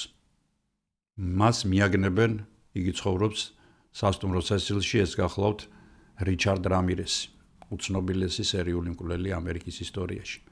91 წელს სასტუმროში ჩამოდის ავსტრიელი კრიმინალური ჟურნალისტი ჯეკ უნტერვეგერი. ჯეკი პოლიციელებთან ერთად დადის ლოს-ანჯელესში და აკეთებს რეპორტაჟებს, კრიმინალურ რეპორტაჟებს ღამის მორიგეობებიდან. პარალელურად ქალაქში იწყება მეძავების სერიული მკვლელობები და პოლიციელები გადიან კვალზე, ეს სერიული მკვლელი გახლავთ მათი ჟურნალისტმა უნტერვეგერი, რომელიც პარალელურად იმისა, რომ წერს რეპორტაჟებს, კლავს მეძავებს. აქ თითქოს მიწყნარდა აჟიოტაჟი, ინტერნეტ გამოძიებლებმა ახალი სენსაცია გამოაცხეს, აღმოჩნდა რომ სასტუმროს მიმდებარე რაიონში ამ ინციდენტიდან რამდენიმე დღის შემდეგ გამოცხადდა ტუბერკულოზის განგაში. ანუ ძალიან მოიმატა ტუბერკულოზის შემთხვევებმა და ტუბერკულოზის გამოსავლენ ტესტს 100 ქვია რა ლემ ელისა. და თითქოს ეს რაღაცა მისტიკა იყო მართლაც, ანუ ქალიშვილი, რომელიც ესე უცნაურად გაქრა და დაიღუპა სასტუმრო სესილში და ტესტი, რომელსაც ოფიციალურად ქვია მისი სახელი. ბოლოს და ბოლოს რა ახსნა შეიძლება მოეძებნოს ამ ყველაფერს? როგორც აღმოჩნდა, ელისა იტანჯებოდა უმძიმესი ფსიქიკური დაავადებით, ეს გახლავთ ბიპოლარული აშლილობა. ბიპოლარული აშლილობა იკურნება, ამ აშლილობით ხალხი შენვირად ცხოვრობს, საზოგადოებაში არიან ისინი ჩართულები. ელისას რა თქმა უნდა გამოწერილი ჰქონდა ეს წამლები, მაგრამ როგორც შემდეგ მშობლებს დაუბრუნეს, ხო, მისი ნივთები, მშობლებმა ნახეს, რომ წამლები ხელუხლებლად იყო დატოვებული, ანუ მელისა არ იღებდა მათ. მიუხედავად ამისა, მაინც რთულია გაიგო რა მოხდა სასტუმრო სესილში 2013 წელს. დაწერეთ თქვენი ვერსიები. ჩვენ კი შემდეგ თემაზე გადავიდეთ. მაიკლის წინაპრებს ეკუთვნოდათ და დღესაც ეკუთვნით ნავთობ კომპანიები, ბანკები, გიგანტური კორპორაციები, ცათამრჯენები და უამრავი სხვა ბიზნესი. ისინი აარსებდნენ სოფლიოში ცნობილ მუზეუმებს და თავისი ჯიბიდან აფინანსებდნენ ისეთი ქალაქის განვითარებას, როგორც ნიუ-იორკია. ამ ოჯახს გარდა ბიზნესისა უზარმაზარი გავლენა ჰქონდა ამერიკის პოლიტიკაზე. მაიკლის მამა ნიუ-იორკის შტატის გუბერნატორი იყო და ჯერალდ ფორდის დროს, ჯერალდ ფორდის პრეზიდენტობის დროს ვიცე-პრეზიდენტი გახლდათ. როგორც იტყვიან, მაიკლი ოქროს კოვზით პირში დაიბადა. მაიკლის გვარი იყო როკფელერი. მამამისი იმ დროისთვის ყველაზე მდიდარ ადამიანად ითვლებოდა მსოფლიოში და მისი კაპიტალიზაცია წარმოადგენდა $900 მილიონ. ნუ ეხლა იმ დროისთვის, ანუ 30-იანი წლებისთვის $900 მილიონ კოლოსალური თანხა იყო. მაიკლი ბავშვობიდან, მაიკლი 1938 წელს გაჩნდა და მას ტყუპისალი და კეითიც ყავდა. ძალიან ინტერესიანი ბიჭი იყო, მას ძალიან აინტერესებდა ყოველთვის ეთნოგრაფია, ზოოლოგია, მოგზაურობები. ანუ მამა მიხვდა, რომ ის ბიზნესისთვის ვერ გამოდგებოდა, ამიტომ მაქსიმალურად უწყობდა ხელს, რომ ბავშვი განვითარებულიყო იმ მიმართულებით, რომლითაც თვითონ სურდა. სხვა შორის ეს დაინტერესება იმანაც განაპირობა, რომ მამამის ჰქონდა ძალიან დიდი კოლექცია, უზარმაზარი და უმდიდრესი კოლექცია ეგრეთ წოდებული პირველ ყოფილი ხელოვნებისა და მან მუზეუმიც კი დააარსა ამ ხელოვნების.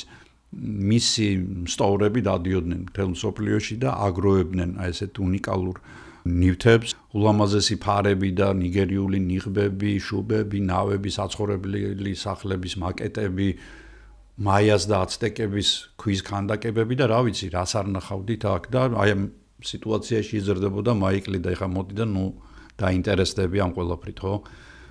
მაიკლი ამთავრებს ჰარვარდის უნივერსიტეტს წარჩინებით, ისტორიისა და ეკონომიკის განხრით. ნელსონი, ანუ მამამისი, მაიკლს ნიშნავს აი თავისი მუზეუმის დირექტორად. მაიკლსაც მეტი რა უნდა, მისთვის ეთნოგრაფია ნომერ პირველი ინტერესის სფეროა და იწყებს ისეთი ექსპედიციების დაფინანსებას, რომლებიც მიდიან ყველაზე მიუვალ ახლად აღმოჩენილ ტომებთან.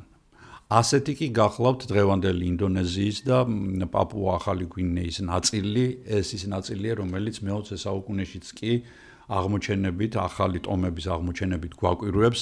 ეს ის პერიოდია, როდესაც ახალი გვინეა ჯერ კიდევ ჰოლანდიელების კოლონიას წარმოადგენს.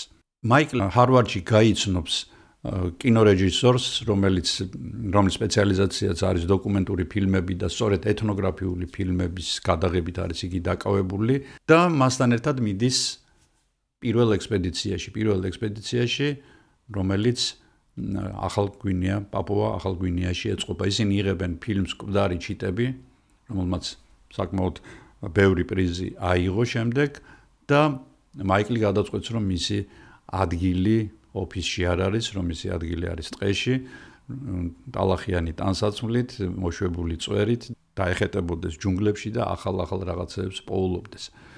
მაიკლი განსაკუთრებით ინტერესდება ახალ გვინეაში არსებული ახალი აღმოჩენილი ტომით, ეს გახლავთ ასმათი. ტომს ქვია ასმათი. ასმათის ტომის ხალხს სულ რამდენიმე წელია, რაც კავშირი აქვს დამყარებული ცივილიზაციასთან. ეს ერთი ტომი არ არის, რამდენიმე ტომია, რომელიც სხვა შორის საკმაოდ აგრესიულები არიან, ერთმანეთის მიმართაც აგრესიულები არიან. კიდევ ერთი ძალიან უარყოფითი თვისება ახასიათებთ. მათთვის ძალიან მნიშვნელოვანი გახლავთ რიტუალური კანიბალიზმი. ანუ ისინი თავიანთი მტრების ხორცით იკვებებიან და რაც მთავარია, იკვებებიან მათი ტვინით, თავის ტვინით. ამავე დროს ასმათები ქმნიან საოცარი ხელოვნების ნიმუშებს. აი მართლა საოცარია ის, რასაც ისინი აი ადამიანებით კვებით შუალედებში აკეთებენ, იმდენად საოცარი, რომ ყველაფერი ეს როდესაც ჩაიტანეს ამერიკაში და გამოფინეს, ის ისეთი მხატვრების შთაგონების წყაროდ იქცა, როგორიცაა მაგალითად პიკასო, სალვადორ დალი, მარკ შაგალი, რენე მაგრიტი, ეს ბუმბერაზის სიურეალისტები, პრიმიტიული ველური ტომის შემოქმედება. კიდევ ერთი საინტერესო მომენტია, რომ ასმათები მიწაზე კი არ ცხოვრობენ, არამედ 20-25 მეტრის სიმაღლეზე ხის კენწეროებზე იკეთებენ აი ბუდდის მსგავს დროებით სამოსახლოს. ანუ მათზე დაკვირვება ფაქტიურად არის დროში მოგზაურობა. ისინი ქვის ხანაში არიან. 40-45,000 წლით უკან რო წავიდეთ, ჩვენ ნახავთ და დავაკვირდებით ანალოგიური ადამიანების ქცევას და ყოფას. მაიკლი გადაწყვიტავს, რომ კიდევ უფრო კარგად გაეცნოს ამ საინტერესო, მაგრამ აგრესიულ ტომს და მათი ხელოვნების ნიმუშებიც შეაგროვოს. რადგან ასმათების ტომამდე არანაირი გზა არ მიდის, ერთადერთი საშუალება, რომ მათთან მიაღწიო, გახლავთ ნავით დაშვება. მაიკლი მეგობართან ერთად ორ კანოეს გამართავს და ასმათების ერთ-ერთ ასეთ ტომს მიადგება. ასმათები რაც არ უნდა გასაკვირი იყოს, საკმაოდ კეთილად არიან განწყობილი მაიკლის მიმართ და მისი თანამგზავრის მიმართ. ისინი უძვირფასეს და ულამაზეს ნივთებს აჩუქებენ მაიკლს და მაიკლი საბოლოოდ გადაწყვეტს, რომ მათი ცხოვრება თავიდან ბოლომდე კარგად შეისწავლოს. ჩააქვს ეს ნივთები ნიუ-იორკში და მართლა სენსაციას იწვევს. ასევე ჩამოაქვს ძალიან კარგი ხარისხის ფოტოები, რომლებზეც პირველად არის ასახული იდუმალი ტომის ცხოვრება და რიტუალები. 1961 წელს პირველი წარმატებით ფრთაშესხმული მაიკლ როკფელერი თავის ჰოლანდიელ მეგობართან, ანთროპოლოგ რენე ვასინგთან ერთად პაპუა ახალი გვინეის კუნძულებზე მიფრინავს. ვასინგთან ერთად იგი მოგზაურობს გვინეაში, აგროვებს ხელოვნების ნიმუშებს, აგზავნის ნიუ-იორკში და ამ ნიმუშებს შორის არის საკმაოდ შოკის მომგვრელი ნივთებიც, ისეთი როგორიცაა ადამიანის თავის ქალასგან დამზადებული სხვადასხვა მართალი გითხრათ საკმაოდ საინტერესო და ლამაზი სარიტუალო საგნები. მაგრამ როკფელერის ძირითადი ინტერესის სფერო მაინც ასმათის ტომია. ასმათი ერთი ტომი, როგორც გითხარით, არ გახლავთ. ესაა მრავალი ტომი, რომელიც მიმოფანტული არის გაუვალ ჯუნგლებში. ძალიან ბევრი ამ ტომთაგანი ჯერ კიდევ უცნობი იყო იმ პერიოდში ცივილიზებული ადამიანებისთვის და სწორედ მათთან შეხვედრას სურს და პირველ აღმოჩენას სურს მაიკლს და ვასინს. ამიტომ ისინი ელოდებიან, რომ სრულიად იდუმალ სამყაროში მოხვდებიან და ძალიან დიდ აღმოჩენებს გააკეთებენ. სხვა შორის, როდესაც ამის შესახებ სხვა აბორიგენები გაიგებენ, მათ ურჩევენ, რომ ძალიან ღრმა ჯუნგლების ასმათებთან კავშირი საკმაოდ საშიშია და არ გინდათ, ნუ შეხვალთ მათთან კონტაქტშიო. შეიძლება საბედისწერო გამოდგეს ეს თქვენთვისო. და მათთან მხოლოდ სიკვდილი მეგობრობსო ასე უბნებიან უხუცესები თეთრკანიან მეგობრებს. და საინტერესო მომენტი ხდება ერთ-ერთ ტომთან სტუმრობისას. ეს დოკუმენტირებულია უბრალოდ და იმიტომ არის ამდენად საინტერესო. მაიკლი ტომის ბელათან, უბრალოდ ჯადოქართან, შამანთან შედის და რაღაცებს ეკითხება რიტუალების შესახებ. ისიც უყვება საკმაოდ ხალისიანად და უცებ მას მზერა გაუშტერდება. შამანს და მიაჩერდება მაიკლს. ეს გაგრძელდება 1-2-3 წუთის განმავლობაში. მაიკლი ფიქრებს, რომ ადამიანი ცუდად გახდა და წამოდგება, რომ გარეთ გავიდეს და ვინმეს დაუძახოს საშველად და ამ დროს შემოდის შამანის შვილი გოგონა და ეუბნება, რომ მე მომივიდა ინფორმაციაო მამა ჩემისგანო, რომ შენ სოფლიდან სასწრაფოდ უნდა წახვიდეო და რატო ეკითხება მაიკლი? იმიტომ რომ შენ სახეზე სიკვდილის ნიღაბი გიკეთია შენ რამდენიმე დღეში ცოცხალი აღარ იქნები და ამიტომ ძალიან სწრაფად უნდა წახვიდე აქედანო და ამას სხვა შორის ჩაწერს კიდეც თავის უბის სიგნალში ამ ამბავს მაიკლი და თავის მეგობარ ნაცნობ ანთროპოლოგს მოუყვება, როდესაც იგი ერთ-ერთ ქალაქში ჩავა. და ის ანთროპოლოგი სხვა შორის ამას ხუმრობად არ მიიღებს და ეტყვის, რომ იცი რა, მე ვიცი ამ შამანების ამბავი და 90%, რასაც ისინი ამბობენ, ასრულდება ხოლმე და მოდი დაანებე ცოტა ხანი თავი ამ აკვიატებას, იქნებ სხვა რამეზე გადაერთო და იმაზე ცოტა მოგვიანებით დაიწყო მუშაობა. მაგრამ ნოემბრის დასაწყისში იგი იწყებს მეგზურების ზებნას. ის და ვასინგი არიან და სჭირდებათ ადგილობრივები, რომლებიც გაყვებიან თარჯიმნის როლსაც შეასრულებენ და მეგზურის როლსაც. არავინ არ ხარბდება იმ ძალიან დიდ ფულზე, რომელსაც მაიკლი სთავაზობს მათ მეგზურობაში. მხოლოდ 2-15 წლის ახალგაზრდა მოზარდი დათანხმდება და მათ სახელად ქვიათ ლეო და სიმონი, მათი სახელები ცნობილია, ადგილობრივი ტომის წარმომადგენლები არიან ისინი და გაყვებიან მაიკლს და ვასინგს. ისინი იყიდიან დიდ ნავს, დაკიდებენ მასზე თანამედროვე მოტორს, გაავსებენ საჭმელით, სანოვაგით, წყლით და ასე შემდეგ და დაუყვებიან მდინარეს. ჯოფარის მიდამოებში, ესე პროვინცია ახალ გვინეის, იქ სადაც ორი დიდი მდინარე ერთმანეთს უერთდება და ძალიან დიდ შენაკადს ქმნის, ნავი ამოტრიალდება. ლეო და სიმონი გაცურავენ ნაპირისკენ, ნაპირი საკმაოდ შორს არის, მაგრამ გაცურავენ და გააღწევენ ნაპირზე და იქიდან დაუძახებენ ამათ, რომ ჩვენ წავალთ და მაშველებს მოვიყვანთო. გადის ერთი ღამე, მთელი ღამის განმავლობაში მაიკლი და ვასინგი ჩამოკიდებული არიან გადმობრუნებულ ნავზე და მაიკლი გადაწყვეტს, რომ მოდი მე აქ დიდხანს ვეღარ გავძლებო და წავალ ნაპირზე მეცო. ვასინგი ვერ არის კარგი მცურავი და მაიკლი კი ჩემპიონი არის ჰარვარდის ცურვაში. ასე რომ მას არ გაუჭირდება გადაცურვა. მაგრამ თავის დაზღვევის მიზნით იგი აიღებს 2 ცარიელ კანისტრას, რომ როგორც ტივტივა ისე გამოიყენოს და გაცურავს ნაპირისკენ.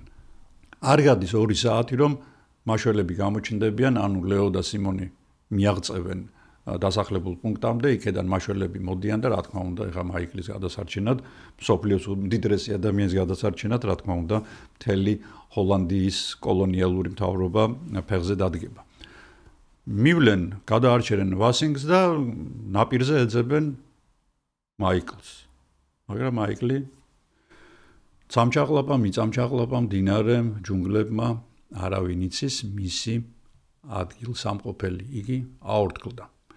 იმავე წამს იწყება სამძებრო სამუშაოები, მეორე დღეს ამ ადგილას სპეციალური თვითმფრინავით, 2 თვითმფრინავით ჩამოდის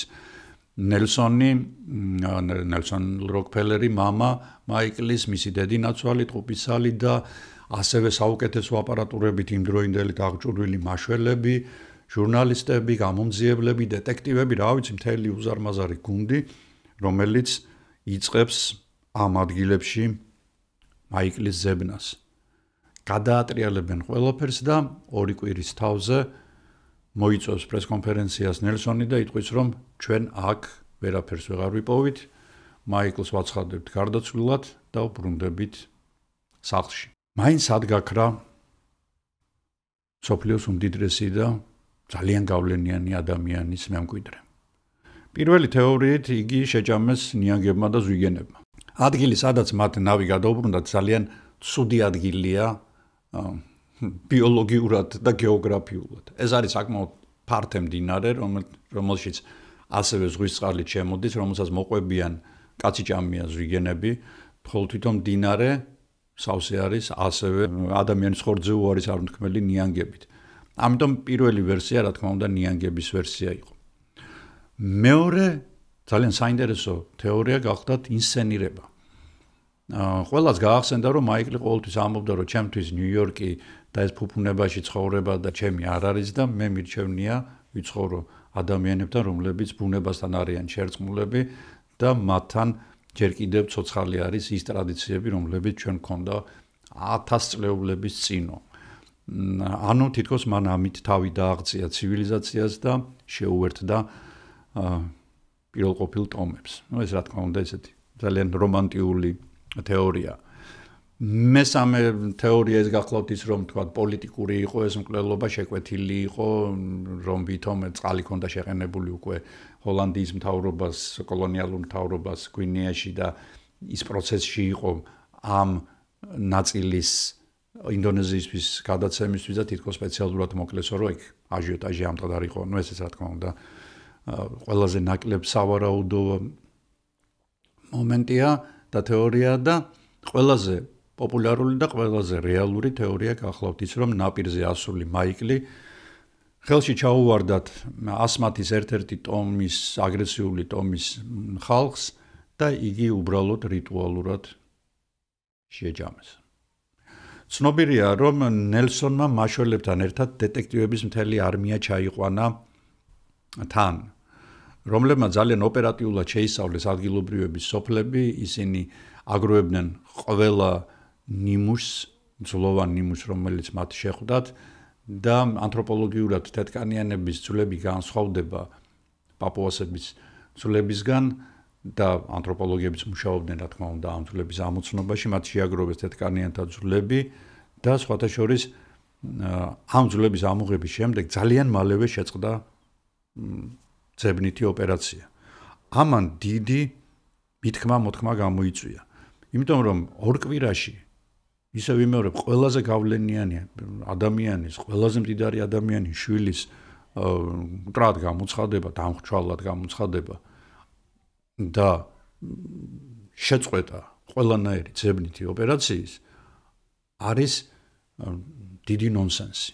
მაშინ როდესაც იქ შეიძლება ის დაიკარგოს, რა ქვია, სოკოზე წასული ადამიანი და თვეების განმავლობაში ეძებონ. აქ ორ კვირაში მოაყომარეს ეს ამბავი. ეს ძალიან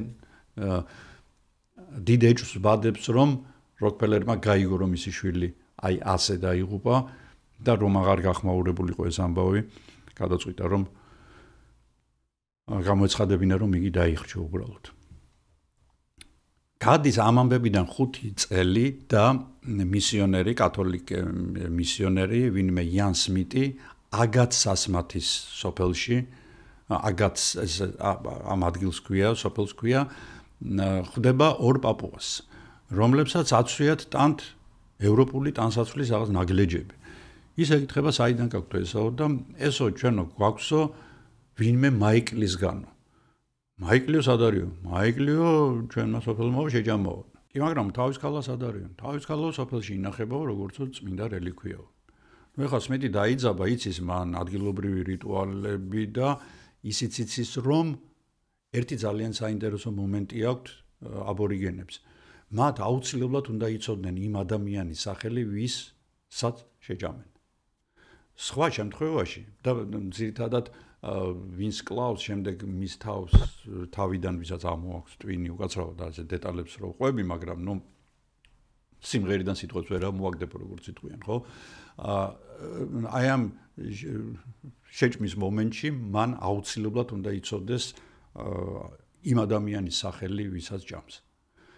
სხვა შემთხვევაში მასში მისი სული არ გადავა, მის სულს იგი მონად ვერ დაიყენებს და მის ძალას ვერ მიიღებს. 1969 წელს ჟურნალისტმა მილტ მაჩლინმა განაცხადა, რომ მან მაიკლის დაღუპვის მოტივი დაადგინა. იგივე აგაც ასმათში, სადაც იან სმიტმა თავის ქალას ისტორია მოისმინა, მილტმა გაიგო, რომ ჰოლანდიელ ოფიცრებს 1958 წელს განსაკუთრებული სისასტიკით მოეკლათ ერთ-ერთი ასმათების ერთ-ერთი ტომის ბელადი. და თითქოს ეს ერთგვარი შურისძიება იყო მაიკლის მკვლელობა ერთგვარი შურისძიება იყო თეთრკანიანების მიმართო. 10 წლეულების განმავლობაში აბორიგენებთან სულ უფრო და უფრო მეტი ჟურნალისტი ჩადიოდა და ყველას სენსაცია აინტერესებდა და პაპუასებმაც ემპირიულად დაადგინეს, რომ რაღაც უფრო საშინლად მოუყვები ამ ადამიანებს და დაწვრილებით რაღაცა მომენტებს, როგორც ჭამენ ისინი სხვებს, მაიკლის მკვლელობას კი არა, კენედის და ლინკოლნის მკვლელობასაც დაიბრალებდნენ, ოღონდ მათთვის ფული გადაეხადათ. ამიტომ ძალიან ბევრი ისტორია, რომელიც შემდეგ უკვე ქვეყნდებოდა გაზეთებში და ჟურნალებში იყო როგორც წესი ტყუილი. როგორც დღეს იტყვიან ფეიკი. ყველაზე ობიექტური წიგნი და კვლევა მაიკლ როკფელერის ტრაგიკული აღსასრულის შესახებ გამოვიდა 2014 წელს. ეს გახლავთ კარლ ჰოფმანის წიგნი ველური ან ველურთა მოსავალი. ასე შეიძლება ითარგმნოს. შეიძლება ამ წიგნის მოძებნა და მისი წაკითხვა ძალიან საინტერესო წიგნია, როგორც ჩანს, მე არ წამიკითხავს და აუცილებლად დავძებნი.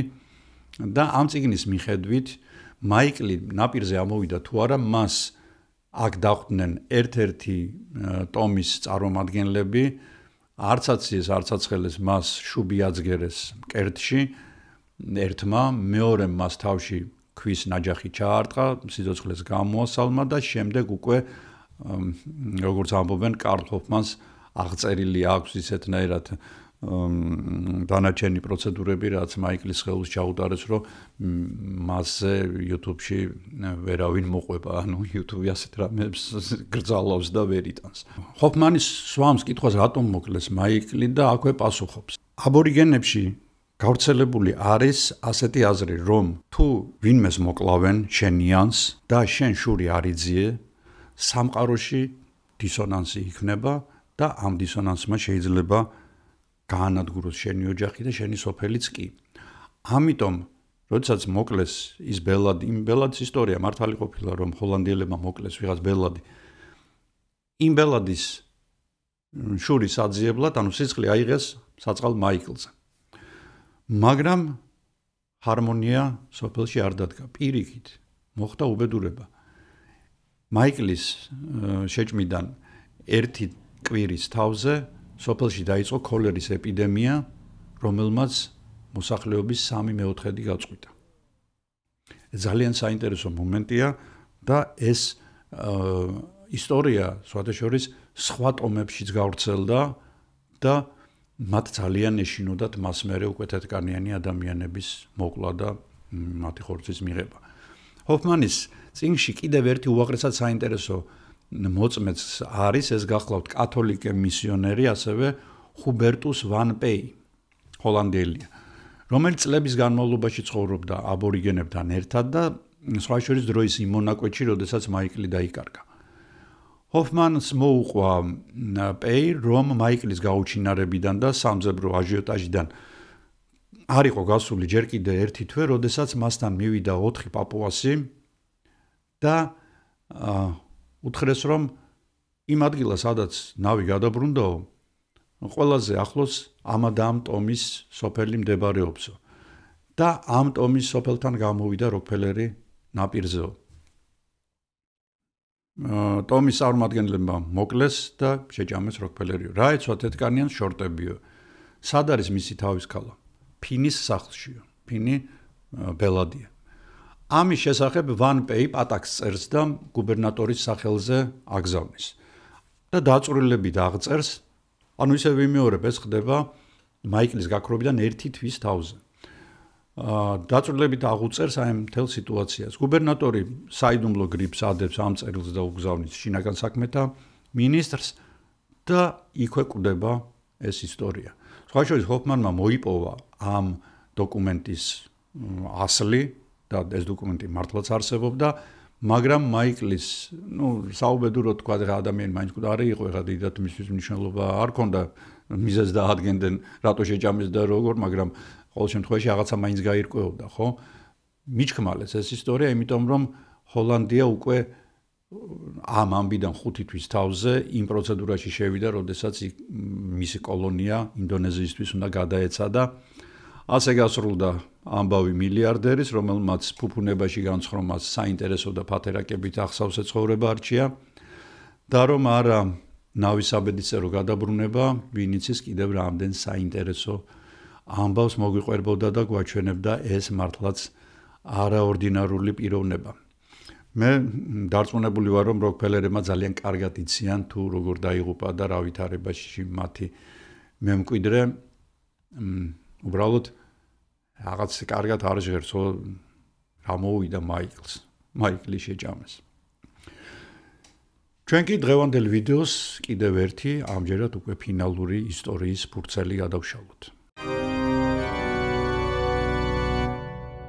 ვინც წინა ვიდეო ნახეთ, გახსოვთ, რომ ბრაზილიის ჯუნგლებიდან 600 კაციანი სოფელი ისე გაქრა, რომ ნაკვალებიც არ დარჩენილა. ამ სოფლის შესახებ ვიდეოს ბოლოს ერთ ძალიან საინტერესო ფაქტს გაგიმხელთ, ამიტომ ბოლომდე უყურეთ ვიდეოს და თუ ჯერ არ დაგისვამთ, მოწონების ნიშანი უკვე დასვით, ხოლო ვიდეოს ნახვის შემდეგ, რა თქმა უნდა, დაწერეთ კომენტარი. ამჯერად მე გიამბობთ 2000 კაციანი სოფლის შესახებ, რომელსაც სახელად ქვია ანგიკუნი. ამჯერად ისტორია ვითარდება უკიდურეს ჩრდილოეთში, მაგრამ ყველაფერი ქრონოლოგიურად. როგორც ვიცით, არ არსებობს დანაშაული, სადაც არ არსებობდეს კვალი. აუცილებლად ყველა დანაშაული ტოვებს კვალს. და ეს კარგად იციან როგორც დეტექტივებმა, ასევე კრიმინალისტებმა. შეუძლებელია აი ასე რაღაც ისეთი ამბავი მოხდეს, რომ ადამიანი უკვალოდ გაქრეს. კი, რა თქმა უნდა, ხდება ასეთი რამ, მაგრამ ძალიან იშვიათად. და განსაკუთრებით საოცარია ამბავი, როდესაც უამრავი ადამიანი ერთად ქრება და არანაირ კვალს არ ტოვებს. სწორედ ასე დაემართა ესკიმოსების ერთ-ერთ წარმატებულ და განვითარებულ დასახლებას, რომელიც ტბა ანგიკუნის სანაპიროზე მდებარეობდა. ამ ადგილას დრო თითქოს გაჩერდაო. რომ გავერკვეთ რა მოხდა სინამდვილეში, სულ თავიდან უნდა დავიწყოთ. ვინ არიან ესკიმოსები? ესკიმოსები გახლავთ ხალხი, რომლებიც რუსეთის ფედერაციის უკიდურეს ჩრდილოეთში, ალასკაზე, კანადაში და გრენლანდიაზე ცხოვრობენ. მათი რიცხოვნობა მიუხედავად ამხელა ტერიტორიაზე ბინადრობისა მაღალი არ არის, სულ რაღაც 100,000. ანთროპოლოგიურად ისინი არქტიკული ტიპის მონღოლოიდები არიან. ასევე ზოგიერთი ანთროპოლოგი მათ ცალკე არქტიკულ, ანუ ესკიმოიდურ რასად გამოყოფს. ამ რასას ეკუთვნიან სხვა შორის თვით ესკიმოსები, ალეუტები, ჩუქჩები, იტელმენები და კარიაკებიც. მათი დიდი ნაწილი რუსეთში ცხოვრობს და ისინი მცირე ერების კატეგორიაში გადიან, ზოგიერთი რამდენიმე ათასია ან ასეულია დარჩენილი სულ. სხვა შორის მათზე ძალიან ცუდად მოქმედებს ალკოჰოლი, მათ არ აქვთ მისი მონელების უნარი და ძალიან ადვილად ხდებიან ალკოჰოლიკები და ძირითადად ალკოჰოლმა დაღუპა ისინი. მათთვის დამახასიათებელია ბრტყელი სახე, ნუშისებრი ვიწრო მუქი ფერის თვალები, უხეში სწორი და შავი ფერის თმა, მაღალი ყვრიმალები და სქელი ტუჩები. თავის თავს ისინი ინუიტებს ეძახიან, ეს თვითდასახელება, ანუ ინუიტი ნიშნავს მათ ენაზე ადამიანს. ხოლო ესკიმო კრიუსტომის ინდიელებისგან მოდის და ესკიმო აღნიშნავს არა მხოლოდ ნაყინს, არამედ ადამიანს, რომელიც თბილ ფეხსაცმელებს კერავს. ესეთი უცნაური დასახელება, ანუ უცნაური აზრი დევს ამ ერთ სიტყვაში. ზამთრობით ინუიტები ნადირობენ სელაპებზე, ლომვეშაპებზე, დელფინის ნაერებზე, თვითონ ვეშაპის ნაერებზე. ზაფხულობით ძალიან მოკლე ზაფხულია მოგეხსენებათ, სულ ერთი თვე ნახევარი გრძელდება, ისინი უკვე ფრინველების კვერცხებს აგროვებენ ან თევზაობენ. საბჭოთა კავშირის პერიოდში ერთ-ერთი ექსპედიციისას მე ვარ ესკიმოსების ერთ-ერთ სოფელში ნამყოფი, მიცხოვრია რამდენიმე დღე მათთან ერთად. საზაფხული იყო, იმ დრო იქაური ზაფხული, როდესაც 7-8 გრადუსია დღისი ტემპერატურა, ხოლო ღამით -5 და -6. მე ვცხოვრობდი, მოდით დავარქვათ სოფელი, სადაც რამდენიმე იურტა იდგა, რომელიც იყო გაკეთებული ვეშაპის უზარმაზარი ნეკნებისგან, ეს კარკასი, იმიტომ რომ ხე არ იზრდება და ამ ნეკნების ძვლების კარკასზე გადაკრული იყო ლომვეშაპების და სელაპების ტყავი ორ სამფენად. თვითონ ამ იურტის ცენტრში არის ჭერში ნახრეტი, ქვემოთ ცეცხლი ინთება, ამ ცეცხლზე თავზე კიდია როგორც წესი სელაპის ხორცი, რომელიც იბოლება და კვამლი გადის აი ამ ნახრეტიდან.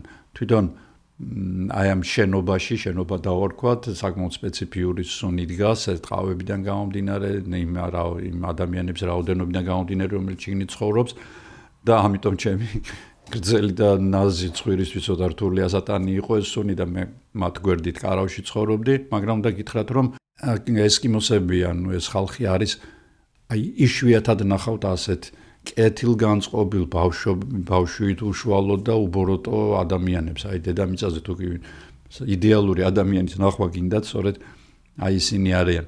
ძალიან სიმპათიური გოგონები წავთ, ულამაზესი ცხვირები, სხვათა შორის მე ასეთი ცხვირები სხვაგან არც კი მინახავს. ახლა კი გადავიდეთ ჩვენ ძირითად თემაზე და ამბავი რომლის შესახებაც ახლა უნდა გიამბოთ, კანადაში ტბა ანგიკუნის ნაპირებზე მოხდა. ეხლა რუკას თუ დახედავთ, დაინახავთ, რომ ეს მართლაც საოცარი ადგილია. აქ ხმელეთი მეტია თუ წყალი ვერ გაიგებ და ამ ადგილებში უგემრიელესი თევზია. ეს არის ტბის კალმახი, ეს არის ქარიყლაპია და რაც თავარია ხარიუსი. ხარიუსი მე გასინჯული მაქვს და უნდა გითხრათ, რომ ვისაც ხარიუსი არ გაქვთ გასინჯული, მყარი წყლის თევზის ნამდვილი გემო არ გაგიგიათ. უხუმრობ რა თქმა უნდა, მაგრამ მართლაც ხარიუსი გახლავთ. ანგიკუნის ნაპირებზე ინუიტების, ანუ იგივე ესკიმოსების საკმაოდ მდიდარი და განვითარებული დასახლება იყო, სადაც 2000-ზე მეტი ადამიანი ცხოვრობდა. აქ ხშირად ჩამოდიოდნენ მონადირეები, ან თევზაობის მოყვარულები, ანგიკუნი მას და მისი მოსახლეობა მათ ძალიან კარგად ხვდებოდა, მოასვენებდნენ, აჭმევდნენ, ასმევდნენ და რა თქმა უნდა, ეს მონადირეები და მეთევზეები მათ ფულს უხდიდნენ. ანუ ყველა მოგებაში იყო ადგილობრივებიც და სტუმრებიც. თუმცა როგორც ამბობენ, ამ ადგილებში საშიში ამბებიც ხდებოდა, თვითონ ესკიმოსების ლეგენდების მიხედვით, აქ ცხოვრობდნენ ავისულები, რომლებიც პერიოდულად იტაცებდნენ ადამიანებს, ისინი ცხოვრობდნენ ჭაობებში ძირითადად, საიდანაც ამოდიოდნენ და რაღაც აშენებებში ჩადიოდნენ. კანადელი მონადირე ჯო ლაბელი ამ ადგილებში ნადირობს. როცა მან საკმაო რაოდენობის ბეწვეული მოაგროვა, უკანა გზაზე ანგიკონში დააპირა შეჩერება, გავჩერდებია ცოტას დავისვენებ, საჭმელს შევჭამ, ცოტას წაუძინებ და მე გავაგზელებ გზასო. 1930 წლის 12 ნოემბერია. უკვე მაგრაცივა. ლაბელი სოფელს უახლოვდება და იგი შორიდანვე იძახის, რომ მოვდივარ და ძაღლები დააკავეთ, იმიტომ რომ უამრავი ძაღლია სოფელში მოგეხსენებათ, ამ ხალხისთვის, ესკიმოსებისთვის ძაღლი წმინდა ცხოველია, იგი ყველაფერია მათთვის. მცველიც არის, რა თქმა უნდა. არ ძაღლის ყეფა ისმის არც არავინ, არც კვამლი ჩანს სოფლიდან არა და სოფელი 2000 კაცი ცხოვრობს სოფელში. შედის სოფელში, პირველივე სახლში შევა, ხედავს მაგიდაზე საჭმელი დევს, წვნიანი, რომელიც ხელია, უხშივარი აზდის, ღუმელი თბილია, ხალხი არ არის. გამოდის გარეთ, შედის მეორე სახლში, იგივე მესამე, მეოთხე, მეხუთე. დაათვალიერე მთელი სოფელი, არსად არავინ არის. რა თქმა უნდა, ძალიან შეეშინდა, ხო, იარაღიც დატოვებული აქვს. არა, წაღებული. თბილი ტანსაცმელი დატოვებულია, სახლშია ყველაფერი. ლაბელი იმდენად შეძრა ამ ნანახმა, რომ ანგიკონში აღარ გამიგაჩერდა, წავიდა, ერთი დღე იარა და ისეთ ადგილას მივიდა, სადაც იყო ტელეგრაფის საშუალებით მან დიდ მიწაზე გადასცა ცნობა, რომ ასე გამქრალი არის მთელი სოფელი და კანადის მთავრობამ გამოაგზავნა ცხენოსანი პოლიცია. ამ ცხენოსანი პოლიციის რას რა თქმა უნდა ლაბელიც გაყვა, ისინი გზად შეხვდნენ სამ მონადირეს, რომლებმაც უთხრეს, რომ ჩვენ იქ მანათობელი რაღაც სხეულები დავინახეთ, ჰაერში დაფრინავდნენო. ზოგიერთო თითისტარის ფორმა ჰქონდაო, ზოგიერთო კონუსისო და მოკლედო ზოგიერთიო ფერად ცისარტყელას ფერებად ანათებდაო. ეხლა დღევანდელი დღე რო ყოფილიყო, გასაგებია ვიზეც მიიტანდნენ ეჭვს, მაგრამ მაშინ ცისარტყელა ჯერ კიდევ არ ითვლებოდა კრიმინალად. პოლიციელებმა სოფელი კარგად შეისწავლეს და რამდენიმე საინტერესო, მაგრამ ამავე დროს შემაშინებელი ფაქტი დაადგინეს. ადგილობრივი სასაფლაო იყო მთლიანად განადგურებული. საფლავების ქვები მიყრილ-მოყრილი, თვითონ საფლავები ამოთხრილი და ის ტყავები, რომლებშიც მიცვალებულებს ახვევენ ესკიმოსები, ცალ ერთ ადგილას იყო მოკუჩებული, ხოლო გვამები გამკრალი იყო. ზოგადად ესკიმოსებისთვის სასაფლაო ტაბუირებული ადგილია. არა და ასეთი რამ მოხდა. სოფლიდან 200 მეტრის მოშორებით კიდევ უფრო მეტი საოცრება ნახეს, თუ ამაზე საოცრება შეიძლება იყოს რამე პოლიციელებმა, რომ ათეულობით ინუიტური ნაგაზი, მათი გვამები უბრალოდ თითქოს პირამიდა იყო მათგან აწყობილიო, დამხჩვალები იყვნენ, ყველას კისერი ჰქონდა მოგრეხილი და ესეთი ზვავი იყო მათგან გაკეთებული. ძაღლის საშუალებით ნადირობენ, გადაადგილდებიან, ისინი არიან მცველები, მათთან ერთად თბებიან, მოგეხსენებათ არსებობს ასეთი ცნება 3 dogs a night ან 2 dogs a night ანუ ღამის სიცივე შეიძლება განსაზღვრო იმ ძაღლების რაოდენობით, რომლებთანაც შენ ერთად წავიხარ, მაგალითად 2 ძაღლთან ერთად თუ წევხარ, ეს ნაკლები ტემპერატურა, სადღაც -10 გრადუსია, 3 ძაღლთან ერთად თუ წევხარ, ეს უკვე სადღაც -15-ია და იყო ასეთი ძალიან პოპულარული, ჩვენთვის ძალიან საყვარელი როკ ჯგუფი 3 dogs a night. დაძებნეთ ძალიან კარგი სიმღერები აქვთ მათ, ვისაც 70-იანი წლების დასაწყისში იყო ეს ჯგუფი. პოლიციამ საქმე გაიადვილა და დასკვნაში ჩაწერა, რომ ინუიტებმა გადაწყვიტეს საცხოვრებელი ადგილი გამოეცვალათ და უბრალოდ სხვა ადგილას გადავიდნენ საცხოვრებლად, გადაბარგდნენ. ეხლა საოცრად ალოგიკური გამოდის, ხო? ადამიანები ცხოვრობენ, სახლებს აშენებენ, უკვე დამკვიდრებულები არიან, მერე უცებ ხოცავენ ძაღლებს, თხრიან თავიანთ მიცვალებულებს, ტოვებენ ყველაფერი, რაც კი აქვთ, სარჩოსაბადებელი და სადღაცა ქრებიან. და რაც თავარია, თოვლზე კვალი არ ჩანს. არც მისულების, არც მოსულების, არც ძაღლების, არც ადამიანების, არც თოვლის კაცების და არ თოვლის ქალების. ახლა ნახოთ თუ რა მოხდა სინამდვილეში. ნუნავუტი ეს გახლავთ ანგიკონის ტბა, სადაც არის დასახლება, ეს არის გიგანტური ტერიტორია, ეს არის ადმინისტრაციული ერთეული, ასე ქვია, ნუნავუტი ქვია, რომელიც გერმანიაზე 6-ჯერ დიდია, წარმოიდგინეთ. კოლოსალური ტერიტორია. ეს არ არქიპელაგებით შედის მაშინ. დიდი საკმაოდ დიდი ზომის კუნძულებით შედის. მაგრამ ეს ტერიტორია არის ყველაზე ნაკლებ დასახლებული ტერიტორია დედამიწის ზურგზე. აქ 50 კვადრატულ კილომეტრზე მხოლოდ ერთი ადამიანი მოდის. ანუ წარმოიდგინეთ 6 გერმანიის ხელა ტერიტორიაზე ცხოვრობს 30,000 ადამიანი. ანუ დაახლოებით იმდენი რამდენიც გერმანიის პატარა ქალაქში, ძალიან პატარა ქალაქში. ეს არის კლდეების, უნაყოფო კლდეების, თოვლის, ჭაობების, მოსკიტების და ველური ცხოველების საბინადრო. აქ ადამიანის ადგილი პრინციპში არ არის. თუ ძალიან არ გიჭირს, იქ არ უნდა იცხოვრო, მაგრამ ცხოვრობენ, ინუიტები ცხოვრობენ.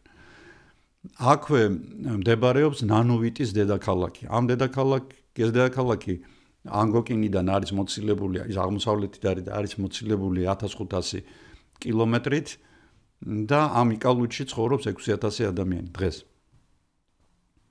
ინუიტურ ერთ-ერთ დიალექტზე იკალუიტი თევზით მდიდარ ადგილს ნიშნავს და სხვა შორის იმით არის გამორჩეული ეს ადგილი, რომ აქ არის საკმაოდ დიდი ასაფრენ-დასაფრენი ზოლი, აეროპორტი აქვს ამ ქალაქს, 6000 კაციან ქალაქს.